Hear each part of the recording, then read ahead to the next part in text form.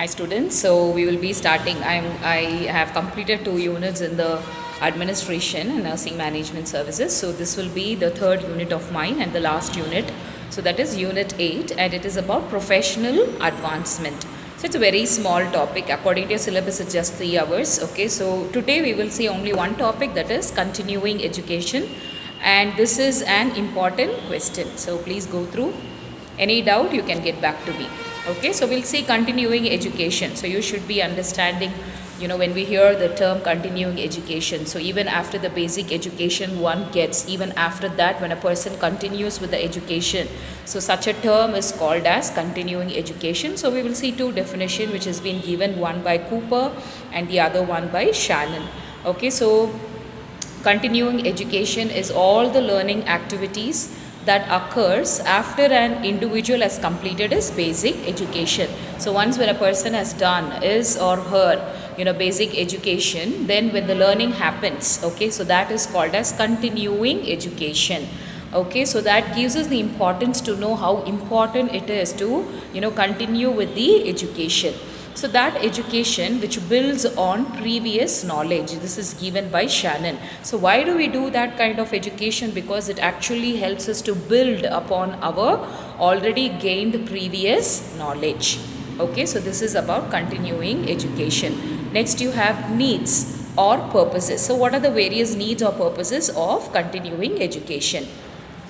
So it keeps us, up to date with new concepts and developments in health fields. Very important, because now and then you have like this pandemic diseases, so we should know, how it happens, causative organism, what are the clinical manifestations, so how can we as a nurse, in the hospital would be able to manage with it. Okay, so that is very, very important. So it keeps us up to date with new concepts and developments in health fields.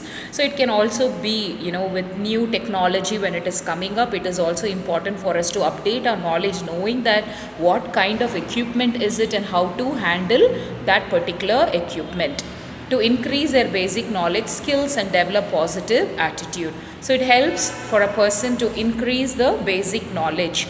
So actually, now after your 4 years of experience, of studying theory, though you have been a topper, still it is like you have learnt nothing. When you go to hospital, when you start working, is when you acquire lot of knowledge, because when they practice based upon the book picture, so when you do is when you are going to gain a lot of information. So even when you are working in a hospital, it is important that we attend classes on continuing education, because it gives us more about the basic, more than the already acquired basic knowledge. We develop skills, develop positive attitude. Okay, so develop an ability to analyze problems and to work with others. So it can be, continuing education can be of different topics. So it can be how can you cope up stress, how you can maintain IPR, communication with team members, how to handle a new equipment, or how to give these emergency medications with dilutions. So the topic can vary. Okay, it can be about different variety. Okay, so you have plethora of topics, so that will be dealt on the continuing education. So automatically you as a person would able to analyze problem. Okay, so and you would be able to cope up with the stress, and you will be able to work with others. Main challenges of changes in technology. So sometimes, as I told you, okay, so you will have lot of technological equipments that is coming up, because and this is because of the advancement in the technology. You have different kinds of equipments that is coming up. So when you attend a class on how to operate a new kind of ventilator or a new kind of IABP machine, so that helps the nurse. So maintain standards of healthcare and acceptable level. So it also helps us to qualify ourselves in order to give a qualitative standardized care to the patient. It helps in setting standards of performance. Okay, so obviously when the quality goes high, the standard also goes high. And it helps in career development. So it helps in the career development of a person. So you become more knowledgeable, you are equipped with more skill. So it enhances your career. Okay, motivate staff for better patient care. So it enables us, so when they teach us how to be more patient, so how to handle a patient in stress. Okay, so that enables us to work better with patient, meet new needs of the community. So exactly that is what is happening with the pandemic. So because of pandemic, everybody are worried, right? So and the cases are also increasing day by day. If you see in certain areas, wherever it had gone down, also it is increasing. So we will be able to, when we are, so we get to see that lot of health education, or education is given to nurses, to doctors, paramedicals, and then we also get to see a lot of mass media. So technology, use of technology, where uses of the TV, television, internets, through websites or through various apps like Facebook, Twitter, everywhere, the education is given. So this helps the community to cope up with a new thing that has come upon on them, okay, or a new pandemic. So how to cope up. So this continuing education helps in that, and it helps in career development. It has been repeated, okay. So it also helps in career, okay, which has been dealt already. So these are the various needs, okay, in the continuing education for why we should have. Okay, so types, there are mainly 4 types. When you see, first one is the mandatory continuing education, second one is voluntary continuing education, thirdly it is formal education, informal education. So when we say mandatory, it is a must. Actually it is done with registration. So when we say certain seminars, okay, on continuing education, you have to go even in your college. When it is being said by the university, then with registration, paying of money, every student who are enrolled as a PSC nurse or a GNM nurse should go and attend the classes. Okay, irrespective of diploma or degree, you have to make sure you register and you attend these classes. That's why it is called as mandatory continuing education. And then you have voluntary continuing education. So that is one's choice to acquire knowledge. So if you want to attend, for example, there is an invitation given by other college, okay, if you want to attend, you can go, okay. So it is not compulsory, okay. That is called as voluntary continuing education. And then, so it is for scholastic reasons, for you to update your knowledge. Then formal education, mainly it will be dealing topics which is related to your syllabus, or something which is very formal, professional topics.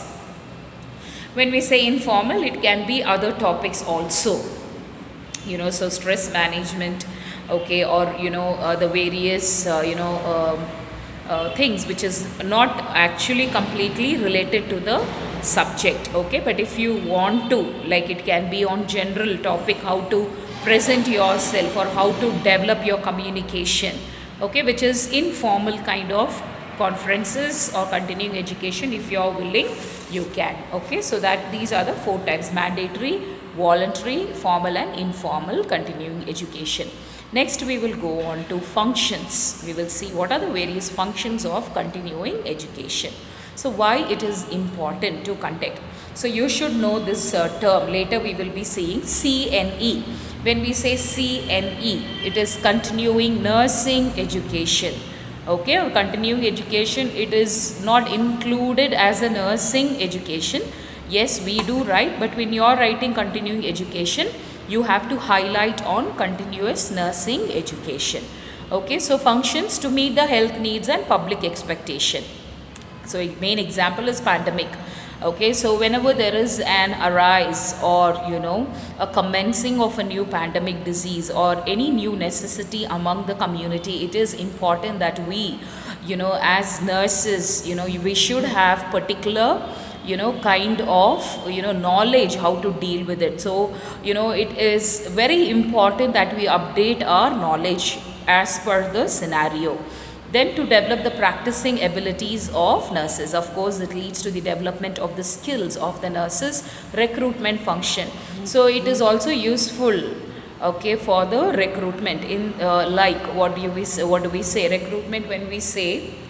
So it is about appointment, right? So when you have to get recruited in other hospitals, they might ask you questions. So initially also, when you attend an interview and then you get into a job.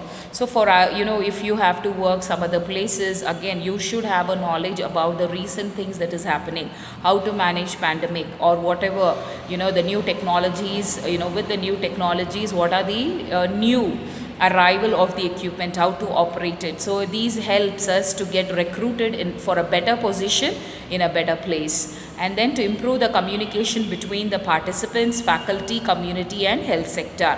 So as I told you already, it can be based upon certain topics, so like IPR or burnout syndrome, how to cope up, with one staff with the other. So the topics can vary on different level. So these will be actually helpful to the nurses, okay, in aspects of interaction also. Community and health sector, okay, so it helps mainly with the community where we go to give health education. So when you have the knowledge is when we would be able to give it to the students, to the public, okay. Then community and to teach patients about health and care. So mainly when we say community, it includes community health nursing.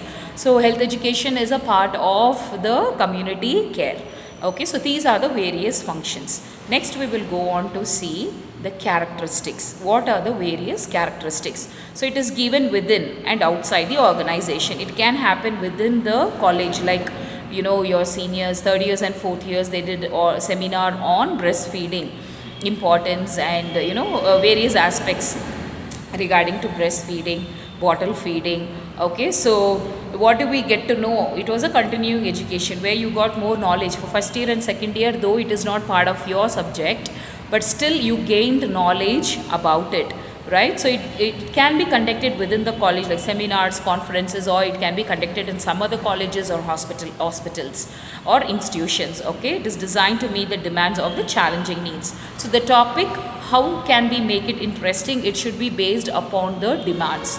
So if there is an outbreak, of any kind of plague, then if it focuses on that, it is actually an interesting topic for people to learn or gain more information as well. It makes, important for that crucial period how to manage, okay. Then it covers, it can be extension courses, and then it can be, when we say about this thing, continuing education, it can be done through post diploma or post graduation courses. Like you have many courses based upon anesthesia, or it is based upon psychology. If you want to do after BSc, MSc in psychology also you can do, or after GNM you want to do certain diploma courses in anesthesia, you can do, okay. And then these are all actually continuing the education. Field observation experiences, going to the field and learning, and then you have workshops, seminar, other different educational activities, and it can happen outside the organization. So these are the various characteristics, okay, how it can be conducted. So next is about elements of continuing nursing education. So when we say elements, there are two elements here, which is learner and teacher or educator. So why do we say that? Because it is important for a learner to gain information through the classes, and it is the teacher or the educator who is going to provide this continuing education through the various topics, okay. And those are the two elements here. Next we will go on to process. So what is the process of continuing education? So it helps in establishing goals with purposes. So first we have to list down what are the purposes or objectives of conducting this particular seminar, okay, or conference. So based on that, it should be well planned. Determining needs and practices. So what are the various needs and how are we going to put it forward? Okay, assess the available resources for establishing the program. So this step again is included in the planning itself. So whatever is required, you make sure that you do everything and keep it ready. Then plan the budget appropriate for the program. So make sure that you plan, okay. So fourth years you're very good, okay, in organizing and doing programs, okay. So and third year GNM, okay. So you make sure that you plan everything. I think you would have got an opportunity last time, right? Oh yeah, you would have given farewell, right, for your seniors, third GNM as well as fourth BSc. So you have wide knowledge, right, of doing things. So make sure that it is well organized, plan ahead, make a budget, make sure that all the expenses falls within the budget that you have. Then conducting CNE, so that is continuing nursing education. After conduction, we are supposed to evaluate the continuing nursing education. How many people had come, so usually we give out a leaflet, or you give out a handout, ask them to fill the evaluate, ask them to evaluate how well the classes were. Accordingly you evaluate. Okay, so today we have dealt with continuing education. So we have seen two definition, then what are the needs, types, mainly there are 4 types, then functions, what are the various characteristics, and then we have seen about elements and process of continuing education. It can be asked for 5 marks, okay, or for GNM students in internship it is important. Okay, so please go through it. Any doubts you can keep it posted, I'll send the notes to.